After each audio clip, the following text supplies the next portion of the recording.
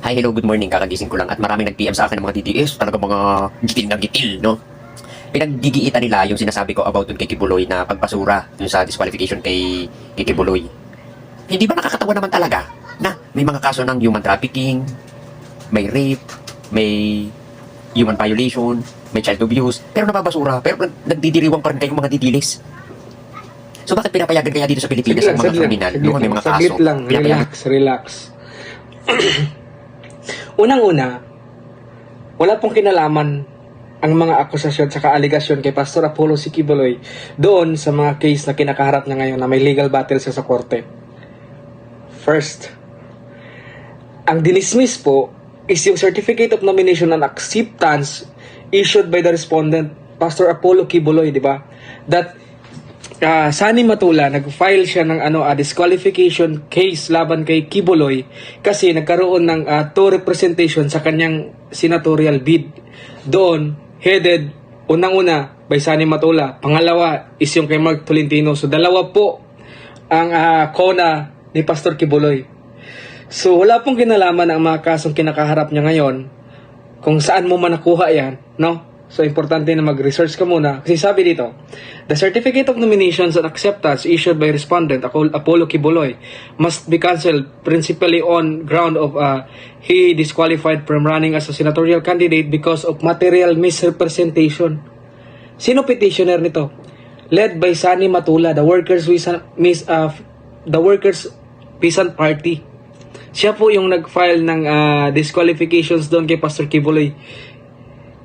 At ito pa, nakalagay dito, the Commission on Elections declared two wings. So, diniklara na dalawang faction. Merong WPP led by Matula and meron din isa na pinail si Mark Tolentino. So, anong sabi? Ang sabi dito, tinan mo, the Manila Philippines detained Kingdom of Jesus Christ founder led by Apollo Kibuloy, who is seeking Senate seat and subject to a petition seeking disqualify and declare him a nuisance candidate. Fellow senatorial aspirant Labor leader Sani Matula on Wednesday filed a petition to cancel Certificate of Nomination and Acceptance issued by Kibuloy as a nominee of WPP. Hindi po, wala pong kinalaman dito yung tawag nito, yung kaso niya, kung ano ba yung kinakaharap niyang kaso.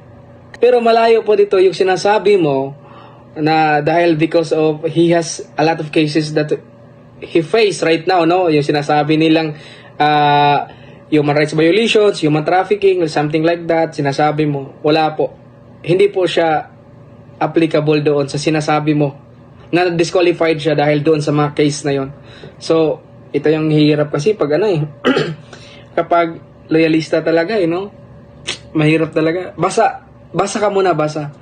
Tapos, anong sabi ng COMELEC after this? Ang sabi ng COMELEC, Manila Philippines Commissions on Elections has dismissed the petitions to disqualify detained Pastor Apollo Kibuloy bid for Senate in 2025 midterm elections. Diba? Wala pong kinalaman sa kaso niya to. Ito yung mahirap dito Salita kasi ng salita, di pala alam yung mga pinagsasabi. Ay, nako naman talaga, oo. Sabi dito sa COMELEC, in 14th-page ruling issued on Thursday, December 18, the COMELEC First Division rejected the petition to file qualification na final niya sa COMELEC because of misrepresentations.